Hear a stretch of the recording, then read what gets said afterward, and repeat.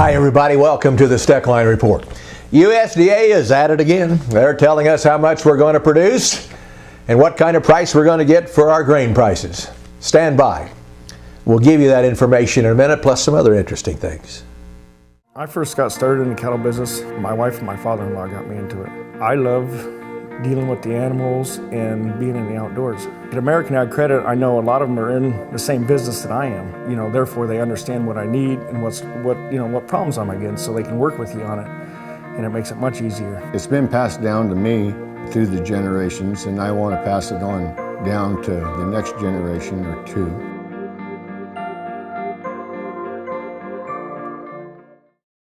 For over 8 decades, America's farmers have counted on the little red tractor from Case IH, the Farmall, to help them make short work of their demanding chores. Well, Straub International can show you they aren't just for farms anymore. With horse ranging from 30 to 140, plus an army of attachments, a Farmall can tackle every chore on your to-do list, from hauling and mowing to loading and towing, and then some. Visit Straub International, your Case IH dealer at any of our 7 locations, to find a Farmall that's right for you.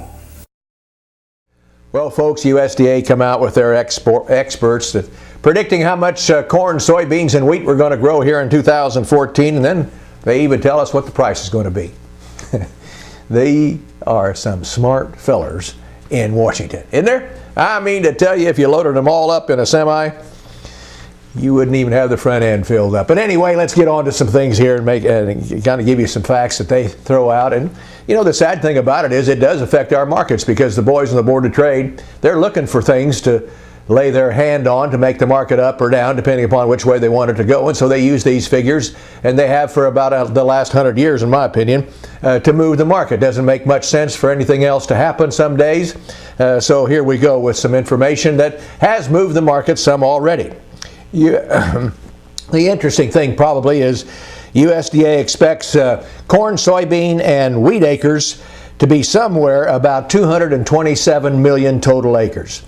Now that's about a million, in fact a little over a million acres less than last year's planted acres, which included the prevented planted acres.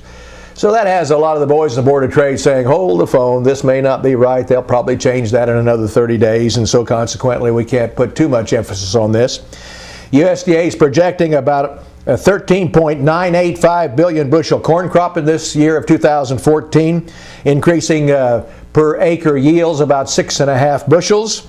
So that makes it 165.3 bushels per acre according to USDA, and that's going to end up raising ending stocks to 2.11 billion bushels next year if their experts are right on what we're going to feed, what we're going to eat, and what we're going to export. Isn't that amazing how many things can go haywire here? Why would you use this to set markets? Farmers, I wish we wouldn't have to do that. But anyway, we do. And here we go with a new crop outlook of pretty bearish for corn prices in 2014. Soybeans, a record 3.55 million bushels. They say we're going to harvest this year. The national average yield up about 2 bushels an acre, not quite. And so consequently the soybean carryover is higher than this year, not by a great big amount, but enough to make a little bit of a depressing price situation on beans. Wheat, 55.5 million acres. National average 45.8, they say. Ending stocks pegged at 587 million bushels. Ending stocks this year 558. That isn't up very much. I think that's a plus figure. Be honest about it. When you look at everything else, I think wheat ought to be hot. That isn't what the Board of Trade's saying now. Neutral to bearish, they say. Well, guess what?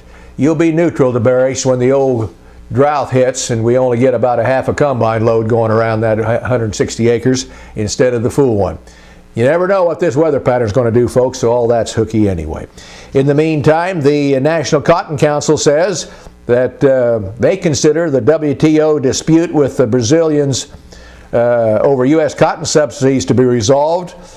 The Farm Bill makes several changes to cotton policy. And the export credit program, according to some people in the business, and these changes are significant. And so we are encouraged by the statements by Brazilian officials indicating a preference to resolve the case through continued discussions rather than retaliation, so maybe that deal is behind us in the cotton business. By the way, when we talk about farmland, we've got a group of people. In fact, it's the largest farm credit system banks in America, Agribank, saying that we could see land values decline by 30% or more. Why? Because of crop prices, and they think interest rates are going to go up a little too. So with those two in mind, they could be right, but I got to tell you this, $8,781 an acre for 160 acres west of Osceola, Nebraska. The center pivot irrigation rig was not included, but the rest of it was. And then $9,240 an acre for 150 acres, 58 acres located near Stromsburg, Nebraska. The pump, gear, power unit, and pivot, not included. That doesn't look like it's down to me, friends. See you after you bid on your next quarter land next to you.